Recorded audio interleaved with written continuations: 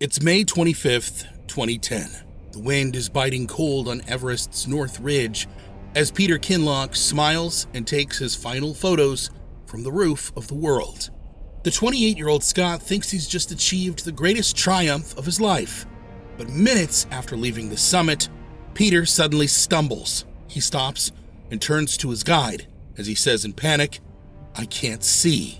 What happened next would test the limits of human courage and force people to make choices that would haunt them forever. This Everest climber is already dead. He just doesn't know it yet. Welcome to the Extreme Edge. Today's story begins in a place you would not expect. Not on some towering mountain peak or in a dangerous climbing gym. It begins in a nursery in Merseyside, England, where a little boy was already showing the first signs of an obsession that would define his entire life. Peter Kinloch's story really begins when his family moved to the Isle of Skye in Scotland when he was 11. His father was a former police superintendent who had this idea that his kids should experience nature in its rawest form. So, while most parents were teaching their toddlers to ride bikes, Peter's dad was carrying him up mountain peaks. While most kids were glued to game consoles, he was out bagging Munros, with his family learning to move safely over rough ground and soaking up Scotland's countryside. For those who are unfamiliar with Munros, they're Scottish mountains that exceed 3,000 feet in height. These aren't little hills, these are serious mountains that challenge experienced adult hikers. But here's where Peter's story takes an unexpected turn that would define his life. At some point in his life, Peter developed a medical condition that would terrify most people away from extreme sports. He had episodes of sudden, complete blindness. Not blurred vision, not difficulty seeing. Total and unpredictable, complete blindness. His world would just go black. And then, after some time, sometimes minutes, sometimes longer, his vision would return as mysteriously as it had disappeared. Now, most parents, if their child had a condition like this, would probably wrap them in bubble wrap and never let them do anything remotely dangerous. Most kids with this kind of medical issue would probably develop a very cautious, very safe approach to life. Peter's family did exactly the opposite. They continued taking him on increasingly challenging mountain climbs, and Peter absolutely loved it.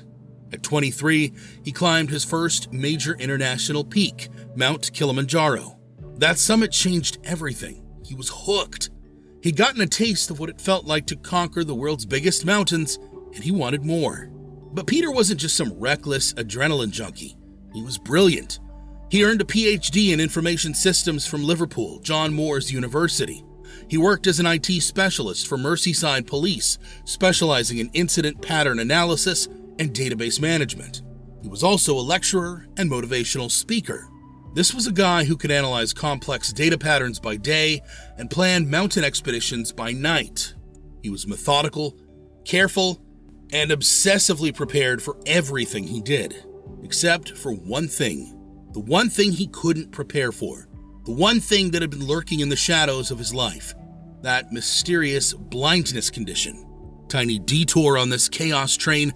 If you'd like to be part of the extreme community, get early access to our videos and exclusive polls, come join us on Patreon. Back to Peter and the thing that makes this story so fascinating. Throughout Peter's childhood and teenage years, as he became more and more obsessed with mountaineering, his mysterious blindness episodes continued to happen.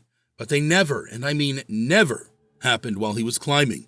This is important because, in Peter's mind, this meant that his climbing and his medical condition existed in completely separate worlds. He had years and years of evidence and data that whatever was causing his blindness didn't interfere with mountaineering. So when people asked him, isn't it dangerous to climb mountains when you have vision problems? Peter had a perfectly logical answer. It's never happened while I'm climbing. And he was absolutely right, until he wasn't. But we'll get to that later. Now, Peter's climbing progression was systematic and impressive. He wasn't just randomly tackling dangerous peaks. After Kilimanjaro, he decided to take on the 7 Summits Challenge, which means climbing the highest peak on each continent. And he wasn't just taking on this challenge for personal glory. Peter was doing this to raise awareness for OCD action, a charity supporting people with obsessive-compulsive disorder, inspired by a previous girlfriend who suffered from the condition. So many people that climb just do it for the personal glory, and I want to give something back, he said in a 2009 interview. Mount Kilimanjaro in Africa? Done. Mount Elbrus in Russia? Done. Mount Aconcagua in Argentina? Done. Mount Denali in Alaska? Done. Each success reinforced his confidence that he could manage both his climbing ambitions and his medical condition. Each summit proved that whatever caused his blindness didn't interfere with his mountaineering. By 2010, Peter had completed 4 of the 7 summits. Only 3 remained, and there was one mountain that stood above all the rest, the one that calls to every mountaineer with love for the sport and a point to prove. You guessed it, Mount Everest. So Peter signed up for an Everest expedition with a reputable company called Summit Climb International. He chose the north side route through Tibet, which is considered more challenging than the standard south side route from Nepal. His guide was an experienced British mountaineer named David O'Brien. Everything about Peter's preparation was perfect. His physical conditioning was exceptional. His technical skills were solid. His gear was top quality. His expedition company was reputable. His guides were experienced, and his track record spoke for itself. 26 years of climbing without his vision problems ever manifesting on a mountain. More importantly, his medical condition had never manifested during 26 years of mountaineering. From a risk management perspective, Peter had every reason to believe this pattern would continue. The expedition began in early May 2010, and everything went exactly according to plan. Peter established base camp at 17,000 feet and began the methodical process of acclimatization climbs to higher camps. He showed no signs of altitude sickness. His performance was strong. His attitude was positive. But May 2010 turned out to be a particularly brutal month on Everest. High winds were creating dangerous conditions and forcing multiple delays. Weather windows were limited and unpredictable. Finally, on May 24th, expedition leader Dan Mazur made the call. They had a narrow weather window opening up, and it was time to go for the summit. So at midnight on May 25th, 2010, Peter Kinloch began what he hoped would be the continuation of his life's work. The summit push from Camp 3 at 27,200 feet to the top of the world. But the conditions were brutal, even for Everest standards. Sunny but extremely cold and windy with blowing snow. Veteran climber Duncan Chessel would later describe the summit conditions as the worst by a factor of 10 compared to normal Everest weather. But Peter moved steadily and confidently up the route. Past the first step, past Mushroom Rock, up the notorious second step with its vertical ladders, through the third step, through areas where one wrong step means certain death, and then finally, at 1 p.m. on May 25th, 2010, Peter Kinloch achieved his dream at 28 years old. He stood on the summit of Mount Everest, grinning from ear to ear, taking photos with the bright afternoon sun shining down on him. His guide, David O'Brien, radioed down to base camp at 1:18 p.m. We're on the summit and everyone is in fine spirits and good health. Peter was described as elated, cheery, and bubbly. And why shouldn't he be? This was the moment he'd been working towards since he was 8 years old, the culmination of systematic preparation, incredible physical effort, and calculated risk-taking. For those brief minutes on the summit, everything was perfect. And then, they started down. Now, here's something most people don't realize about climbing Everest. Getting to the summit is only half the challenge. The descent is often more dangerous than the ascent, because you're exhausted, your oxygen's running low, and weather conditions can change rapidly. But Peter had made this calculation. He was experienced. He was prepared. He had successfully navigated technical descents on 4 other major peaks. What he hadn't calculated was that the very thing he'd been most afraid of his entire life was about to happen at the worst possible moment in the most dangerous place on Earth. Within minutes of starting down from the summit, something went wrong. Peter, who had been moving smoothly and confidently all day, started stumbling. He was losing his coordination in ways that made no sense for someone of his skill level. When they reached a technical section called the second step, a near vertical cliff that requires careful navigation, Peter did something that shocked his guide. He asked David O'Brien to show him how to descend. Wait a minute. This was a climber who had successfully navigated complex mountains all his life, descended multiple cliffs before, someone who's literally just climbed up this exact section a few hours earlier, someone who was technically proficient and completely experienced. Why would he suddenly need help with basic climbing techniques? David probably felt a chill that had nothing to do with the altitude. And then Peter said the words that definitely raised eyebrows. "I'm having difficulties." Now, at 28,000 feet, this is pretty much normal. Even experienced Everest climbers struggle so high up the mountain sometimes. But then Peter said something that made David's blood run cold. "I can't see anything at all. I'm completely blind." The condition that had haunted Peter his entire life, the thing he'd been most afraid of, had finally struck, and it had chosen the absolute worst possible moment and the absolute worst possible place. They were at 28,200 feet in what climbers call the death zone, where every minute you spend there is literally killing you. They were on narrow ridges with 10,000-foot drops on either side. The weather was getting worse, and now Peter was completely, totally blind. But here's what makes this story so heartbreaking. When Peter realized what was happening, he wasn't panicking, he wasn't terrified, because in his mind, this was just another episode. "This has happened to me before," he told his team, "but never at high altitude." Peter was expecting his vision to return, just like it always had.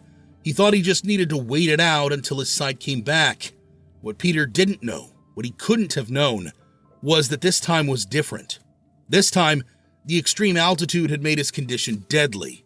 See, at that elevation, there's only about 1/3 of the oxygen that exists at sea level. Your blood becomes thick like syrup. Your heart is working overtime just to pump that thick blood through your system, and the tiny, delicate blood vessels in your eyes go under enormous pressure. What was happening inside Peter's eyes was likely a high-altitude retinal hemorrhage. Basically, the extreme conditions were causing the blood vessels in his retinas to burst and bleed. The bleeding was so severe that it was completely blocking his vision. Now, under normal circumstances, say at sea level, Peter's previous episodes of blindness had probably been caused by temporary blood flow issues or minor vascular problems that resolved on their own. His body could compensate, the blood vessels could heal, his vision would return. But at 28,000 feet, Peter's body was already operating at the very edge of human survival. Every system was under extreme stress. When those blood vessels in his eyes started hemorrhaging, his body simply didn't have the resources to stop the bleeding or begin the healing process. So while Peter was calmly waiting for his vision to return, like it had in the past, the bleeding in his eyes was actually getting worse. Every minute that passed at that altitude was causing more damage, more hemorrhaging, more permanent loss of sight. He was essentially waiting for something that was never going to happen. What happened next was 12 hours of the most heroic, desperate rescue attempt you can imagine. David O'Brien and a Sherpa named Jangbu immediately began trying to get Peter down the mountain.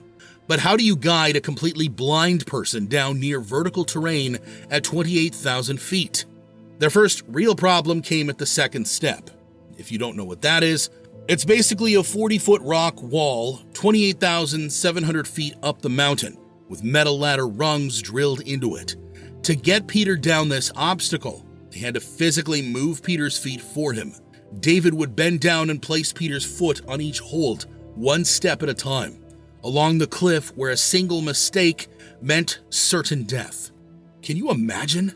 At an altitude where every breath is a struggle and every movement is exhausting, they were essentially carrying another human being down the most dangerous mountain on Earth. But after 4 grueling, back-breaking hours, they had managed to descend about 1,000 feet to a landmark called Mushroom Rock at about 27,200 feet. At that rate, it would take them days to reach safety. Days they didn't have. At 6 p.m., they radioed for assistance, and 2 more Sherpas named Purba and Gelji arrived from lower on the mountain to help, making it a 4-person rescue team. O'Brien was now working alongside these 3 Sherpas, all of them taking turns physically supporting Peter as they tried to coax him down the mountain. But they only managed another 300 feet of descent. They tried everything. High doses of supplemental oxygen were pumped directly into Peter's mask. Powerful medications used to treat altitude sickness. Food and water to keep his strength up. They spent 8 more hours trying to get Peter down the mountain, with O'Brien coordinating the rescue, while the Sherpas did most of the physical work of moving Peter. As the night went on, Peter's condition got worse. The altitude was now affecting his brain, what climbers call high-altitude cerebral edema, where your brain literally starts swelling. He became uncooperative and combative. He started discarding his oxygen bottles and water. He couldn't walk anymore and just collapsed in the snow, refusing to get up. Was Peter giving up because he realized he was going to die, or was the swelling in his brain literally stealing his ability to think clearly? Or maybe both. We will never know. What we do know is that by 2 a.m. on May 26th, the rescue team faced an impossible decision. Now, I want you to picture this scene, because what I'm about to describe to you is one of the most heartbreaking moments in mountaineering history. 4 men are huddled around Peter's body high up in the death zone and in complete darkness. The wind is howling so loud they can barely hear each other speak. David O'Brien's hands are so frozen that his fingers look like black sausages from frostbite, and he can barely operate his radio. The 3 Sherpas are moving like zombies, hypothermic, exhausted, their own bodies shutting down. And Peter? Peter is unconscious now. He's lying motionless in the snow. His breathing so shallow you can barely tell he's alive. David looks down at him, dejected and worried. Here's the math that was crushing David's soul. In 12 hours of superhuman effort, they had moved Peter only 1,300 feet down the mountain. At that rate, it would take them 3 more days to reach safety, in an area where each minute is your livelihood ticking away from you. So none of them would survive 3 more days. So David looks at his oxygen gauge, and it's nearly empty. He looks at the Sherpas, and their eyes are glassy and unfocused from altitude sickness. He looks at Peter, unconscious in the snow, and then David has to make the most horrible phone call of his life. Now, expedition leader Dan Mazur is sitting safe and warm at Camp 3, thousands of feet below, and he knows exactly what David is asking. The team doctor knows. Everyone listening to that radio call knows what's coming, because the brutal math of high-altitude survival had reached its final calculation. Keep trying to save Peter, and all 5 men surely die. Leave Peter behind, and maybe, just maybe, 4 of them live. At 2:30 a.m., the words come crackling through the radio from Dan to the 4 climbers high in the death zone like a death sentence. David, you need to come down now. You've done everything you could. You can imagine David staring down at Peter one last time. This is the same guy who, just 15 hours earlier, had been grinning from ear to ear on the summit of Mount Everest. The guy who had achieved his lifelong dream. The guy who had trusted him with his life.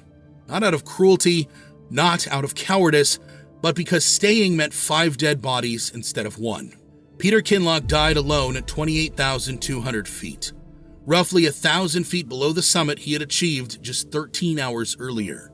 The man who had spent his entire life conquering mountains had finally been conquered by one. It's like his mind said, I summited Everest, I don't need my vision anymore. Brutal. Now, when this story hit the news, the press exploded. Some people called David O'Brien and his team heroes, and they were. These men had spent 12 hours at 28,000 feet trying to save Peter's life while their own bodies were shutting down. But other people called them murderers. The British media went absolutely savage on David O'Brien. Believe it or not, some people actually believed he should have stayed and died with Peter, rather than abandoning him. What does that tell you about how they looked at David and the Sherpas' lives? In 2011, Peter's body was discovered by Rod Hogg, a BBC employee who was climbing Everest himself. In 2011, a climber named Rod Hogg was making his own attempt on Everest when he made a discovery that broke his heart. He found Peter's body. After a full year on the mountain, Peter was still there, clipped to the mountainside, exactly in the same position where David and the Sherpas had left him. The ice and cold had perfectly preserved his body. Rod later said that when he saw Peter, it was like looking at someone who was just taking a nap, peaceful, calm, like he was waiting for his vision to come back, just like it always had before. Peter Kinloch is still on Mount Everest today. His body will probably be there forever because recovering someone from that altitude is considered too dangerous. So he achieved his dream of reaching the summit, but he paid for it with everything. Peter Kinloch's story isn't really about mountaineering. It's about the fundamental human drive to push beyond our limitations, even when we know there are risks involved. Peter could have lived a safe, comfortable life. He had a PhD, a good job, and a loving family. He could have stuck to easier mountains or given up climbing altogether, but that wasn't who he was. He was someone who hung a picture of Kilimanjaro on his bedroom wall at age 8 and never stopped dreaming about standing on top of the world. He died having lived his dream, rather than dying before he got the chance. The courage Peter showed throughout his life, pursuing extraordinary goals despite knowing the risks, is amazing to me. The heroism of David O'Brien and those 3 Sherpas who risked everything for 12 hours trying to save someone they barely knew reminds me of the incredible things humans are capable of when someone needs help. Thanks for watching, and I'll see you in the next one. Stay bold and live brave.